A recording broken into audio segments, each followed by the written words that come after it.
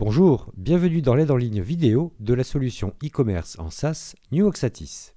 Nous allons voir dans cette vidéo comment utiliser l'éditeur de texte enrichi. L'éditeur de texte enrichi WYSIWYG, What you see is what you get, ou ce que vous voyez et ce que vous obtenez, est un élément qui vous permet de manipuler sans le savoir des fonctionnalités HTML pour créer et mettre en page votre contenu. Cet éditeur de texte, simple et intuitif, permet de réaliser des mises en page personnalisées. Son fonctionnement est proche d'un éditeur de texte classique tel que Word de la suite MS Office. 90% des icônes sont identiques à ceux qui se trouvent dans tout éditeur de texte.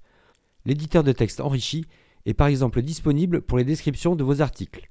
3 onglets sont à votre disposition pour contrôler votre mise en page. Voyons-les en détail. L'onglet Accueil. L'éditeur de texte enrichi bénéficie d'un panel vous permettant de mettre en forme votre texte. Vous pourrez par exemple mettre votre texte en gras, en italique, lui appliquer une couleur ou modifier sa taille et son style. Vous trouverez une liste de choix nommée Style. Il est fondamental d'utiliser le plus souvent possible un style prédéfini pour vos textes. En effet, ces styles, en-tête, titre, description, prix, etc., sont ceux utilisés par l'ensemble de votre site. Lorsque vous changez la présentation de votre site, tous les textes que vous aurez enrichis au moyen d'un style seront automatiquement adaptés et utiliseront la nouvelle police ou la nouvelle couleur définie par la présentation générale du site. En revanche, si vous spécifiez à un endroit précis un texte en Arial 12 rouge gras, la police de texte restera en Arial 12 rouge et gras. Pour travailler proprement, essayez de minimiser les endroits où vous spécifiez totalement une police. Attention, lorsque vous réalisez des copier-coller depuis un éditeur de texte ou depuis un autre site, le code source est embarqué aussi et est collé dans l'éditeur de texte enrichi. La conséquence est que la mise en page de destination n'est pas respectée à cause de ce code qui perturbe l'affichage. C'est pourquoi il est déconseillé de faire directement des copier-coller de texte provenant d'autres sites ou d'un éditeur de texte tel que Word. Il existe 3 solutions simples et rapides. Utiliser la gomme permet de nettoyer le code.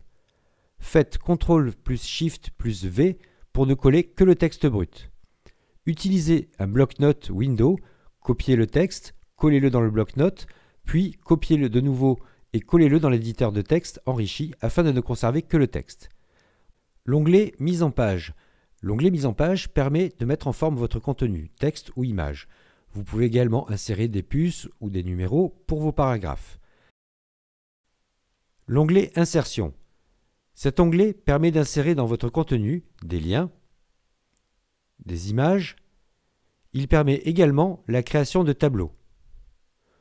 Vous pourrez insérer des caractères spéciaux, mais aussi appliquer une balise HN sur votre contenu textuel afin d'optimiser votre référencement.